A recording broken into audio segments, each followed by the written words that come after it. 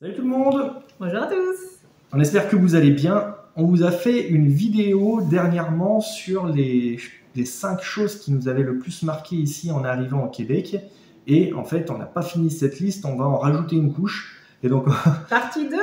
On va commencer tout de suite par les routes, puisque ça va être quelque chose qui va te concerner direct quand tu vas arriver ici. Tu vas vouloir acheter un véhicule et tu ne peux pas choisir un véhicule sans prendre en considération l'état des routes.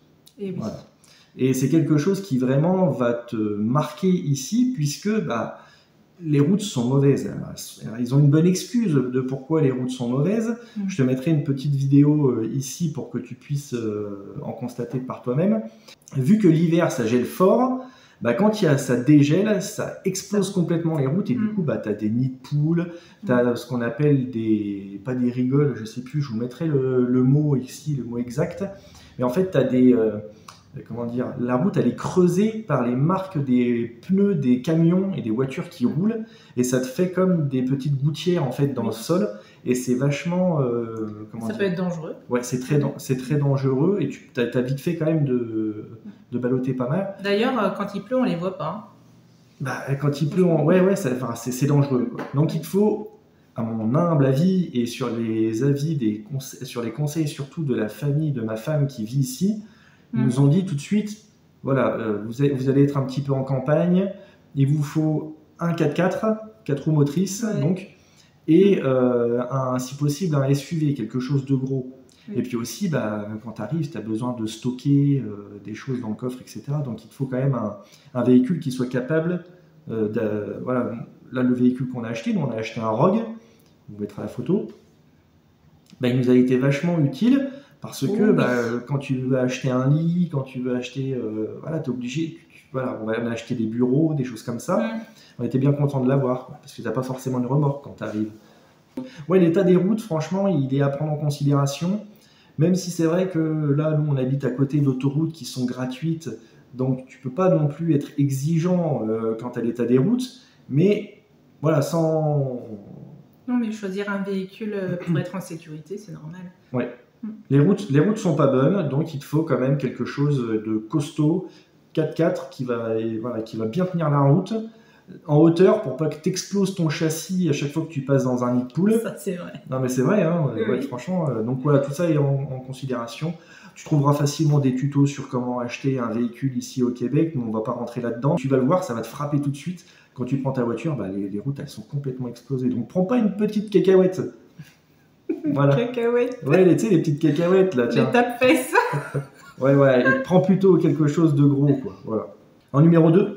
Le numéro 2, c'est vraiment les fast-food. Il y en a vraiment à tous les coins de rue et pas les mêmes noms. Ça va varier de McDo, BK, etc. Mais aussi de Tim Hortons, de AEW, Victoria, Harvey's, oui. Wendy's, enfin t'en as plein, la liste. Tu les connais bien. À chaque fois que tu vas quelque part faire tes courses à Drummondville, par exemple, c'est la grosse ville qui est à côté, t'en vois de partout, c'est hallucinant en fait. C'est qu'il y a beaucoup de choix en fait. Ouais. Mais en contrepartie, les restaurants, là, ils se... un petit peu plus traditionnels, comme nous, ce qu'on peut avoir dans les villes de France. Là, vraiment, il y en a beaucoup moins. Ouais. Voilà. Ça se fait plus rare. Les choses aussi qui est marquante, mais qui fait le plaisir du ventre de notre plus grand. C'est la poutine. C'est la poutine. Oui, c'est la poutine. Franchement, sans être dans les préjugés. On va vous mettre une photo de lui, on va la flouter, de sa première poutine. Il est né. Non mais c'est ça. il est né avec une poutine dans la bouche, notre plus grand. Donc forcément, il adore ça. Et partout où tu vas, il y a de la poutine. Oui. C'est un truc de malade. Il y a de la poutine au McDo, il y a de la poutine dans tous les fast-food où tu vas, il y a de la poutine dans les restaurants, il y a de la poutine, il y a de la poutine partout. Oui, c'est rigolo parce que hier j'appelais mon frère et il mangeait, il est en France mon frère, et il mangeait quoi? De la poutine. Oui, forcément. Nous en France, je faisais un petit peu de poutine, je dirais une fois par mois. Ouais, bon après, excusez-nous s'il y a des Québécois qui nous regardent, on fait de la poutine selon nos moyens. On n'a pas le squitch nous, ou alors il faut que tu le commandes, ça coûte un peu cher. Je crois qu'en France, il y a 1 ou 2 entreprises qui font ça. Ouais, tu peux en trouver quand même, mais il faut le commander. Proche de Grenoble d'ailleurs. Ouais, y en a, je crois que tu as aussi une usine en Bretagne D'accord. qui fait ça. Ouais, j'en avais déjà acheté une fois, mais ça coûte cher. Parce qu'il arrive frais. Nous, la plupart du temps, on prenait. On va peut-être même pas vous le dire. Si, tiens, vas-y. Si, regarde, remarque, ça peut. Alors attention, les Québécois, s'il vous plaît, Je faisais avec ce que j'avais, d'accord. Voilà. Donc en général, je faisais avec de la mozzarella, il me semble. La mozzarella, de la tome aussi, de la tome noire des Pyrénées. Ah oui, j'ai fait ça. Excuse-nous, là c'est de la poutine. Je pourrais aussi vous donner des photos, je pense. Mais je faisais de mon mieux, puisque je trouve que c'est normal de manger de la poutine aussi en France quand on a des origines. Et puis, on avait les petits sachets Saint-Hubert quand même, qu'on ramenait de voyage, et puis la famille nous ramenait aussi. Et puis je trichais avec les sachets de chez Saint-Hubert, effectivement. Ouais. Et alors, c'était bon? C'était pas de la triche, hein, c'était bon. Bah oui. Bon, voilà, je suis contente. Voilà, en numéro 2, vous l'aurez compris, il y a beaucoup de fast-food, beaucoup de choix de fast-food ici, et puis tu trouves de la poutine de partout. Il y a même un endroit qui est quand même assez étonnant, je pense que ça existe aussi en France, mais j'avais jamais vu ça, moi. La première fois que j'ai vu ça, c'est en arrivant au Québec pour la première fois, il y a 17 ans maintenant. C'est dans les galeries de la capitale à Québec. Tu as une place, en fait, à l'étage, où tu as tous les fast-food, tu dois, je sais pas, peut-être en avoir une quinzaine, les uns à côté des autres, et puis tu as une grande place avec plein de tables, et puis tout le monde mange sur cette place. Ça veut dire qu'en fait, tu peux avoir à côté de toi des gens qui mangent, je sais pas moi, KFC, alors PFK, parce que là-bas ils appellent ça PFK, et toi tu manges McDo, et celui d'à côté de toi il mange Subway, et puis l'autre il mange encore autre chose, enfin bon voilà quoi. C'est convivial. À savoir qu'ici, il y a plus de Subway que de McDo. Voilà. Petite info, je sais pas, vous en ferez ce que vous voulez. Allez, numéro 3. On va parler de Marketplace. Marketplace, ici, c'est quand même très utile. Je crois qu'il y a Kijiji aussi qu'on m'a dit, mais nous, on a vraiment utilisé beaucoup Marketplace pour acheter des choses d'occasion. Il faut être vigilant pour les arnaques. Hein. Ça, c'est certain. Sur les sites internet, c'est toujours comme ça. Mais nous, on l'a utilisé énormément. On a pu faire de belles rencontres aussi. On a rencontré Marie-France. Marie-France, en fait, on y est allé pour acheter un lit superposé. Dès le premier soir, lorsqu'on est arrivé. Ouais. Et d'ailleurs, je vous mettrai une petite vidéo de mon retour. J'étais épuisé, on avait déménagé le jour même. Et puis voilà, le soir, on se disait, bah, ça serait bien quand même que les enfants aient leur lit. Parce qu'au début, on avait juste des matelas pour qu'ils puissent dormir comme ça. Et encore, on en avait qu'un pour deux. Et puis en cherchant, on a vu un lit superposé. On s'est dit, bah, allez, top, on va y aller. On va y aller tout de suite, tant pis. Et puis j'y suis allé. J'ai vu cette dame, donc, qui était très sympa, qui avait de la famille française. Et on a discuté. Et donc, à la base, j'étais venu pour chercher un lit. Et, un lit superposé. Et puis, elle m'a dit, j'ai des trucs que je donne si vous voulez. Donc, elle nous a donné des couettes, des draps, des oreillers. Vraiment de qualité. Okay. Hein. Elle nous a donné plein de trucs. Mais de qualité. Et puis, elle m'a emmené dans son bureau, elle me dit si elle t'a emmené dans son bureau. Ouais. Et puis elle m'a dit voilà, si vous voulez mon bureau, je le donne, l'armoire qui va avec, je la donne. Si ça vous intéresse, vous avez qu'à me le dire et puis je vous la garde. Elle partait dans un mois, elle déménageait dans un mois, elle m'a dit vous reviendrez dans 3 semaines et puis je vous donnerai tout ça.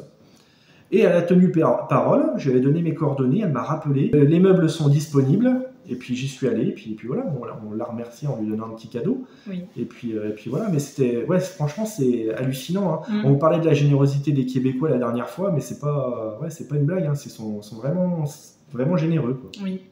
En tout cas, on a fait des belles trouvailles sur Marketplace et on continuera de l'utiliser tout en étant vraiment prudent. Il faut savoir que tu peux trouver aussi des choses tout simplement sur le bord de la route. Ah oui.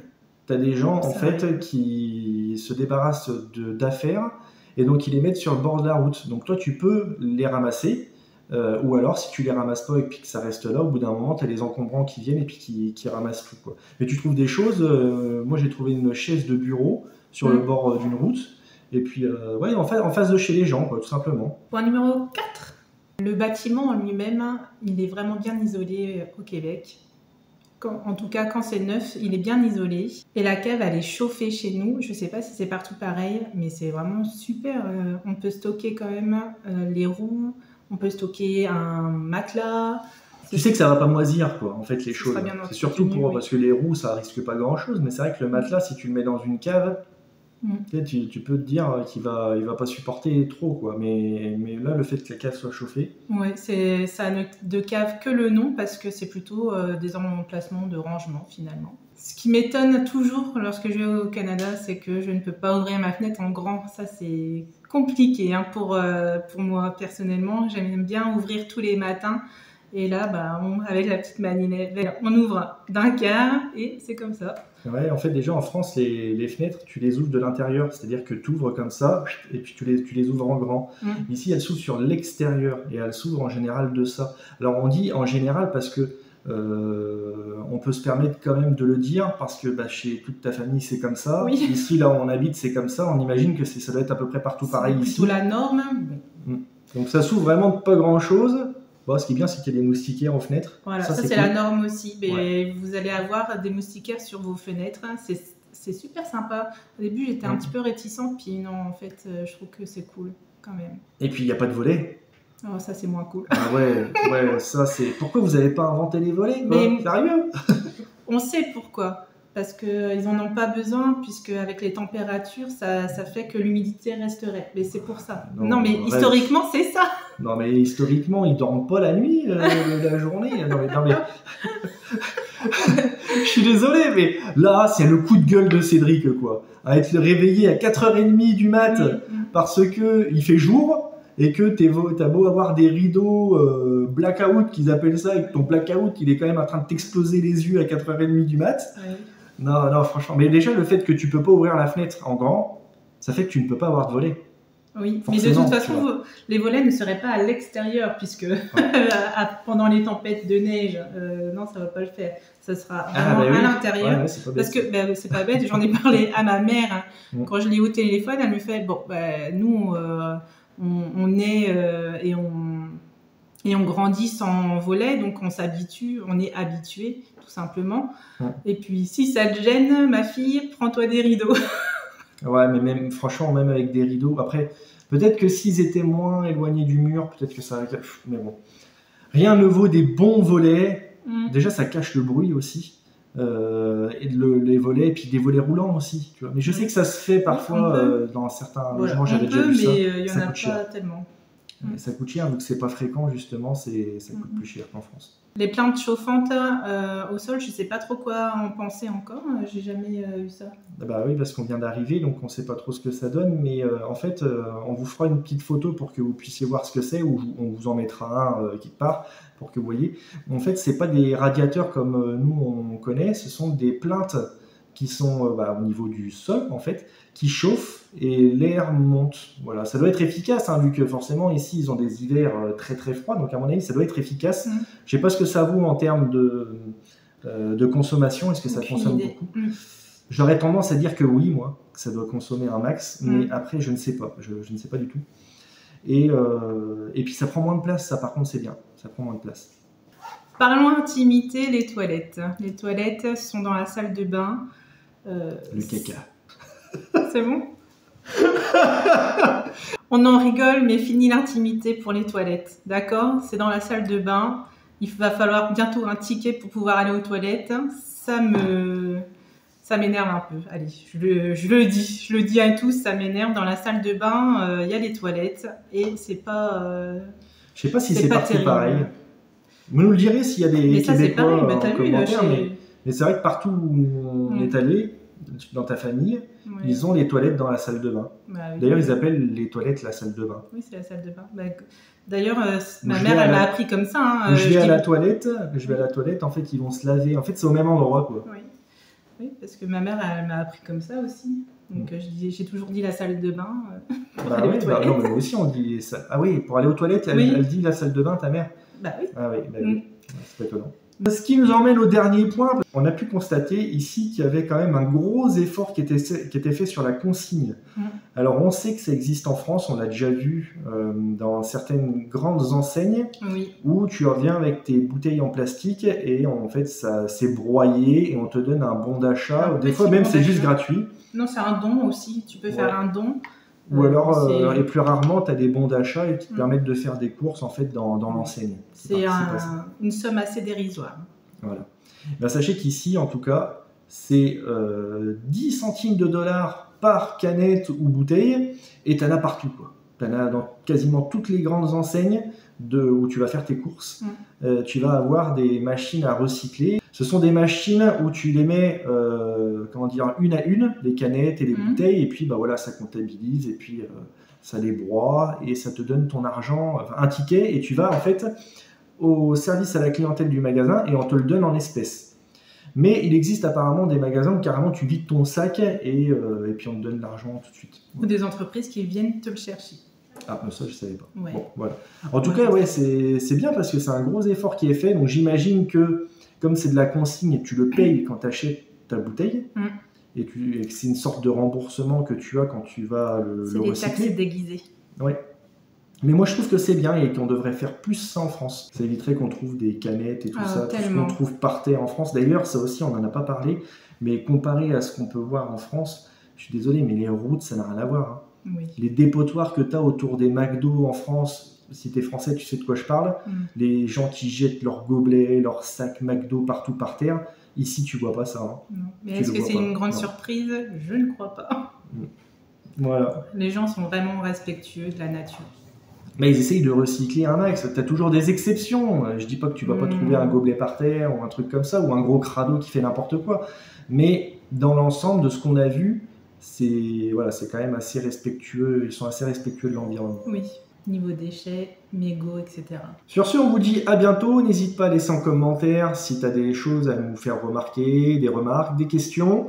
Pense à t'abonner aussi, à nous laisser un like. Et puis, on te dit à bientôt et soyez prudents sur Marketplace. Bye bye. Bye bye.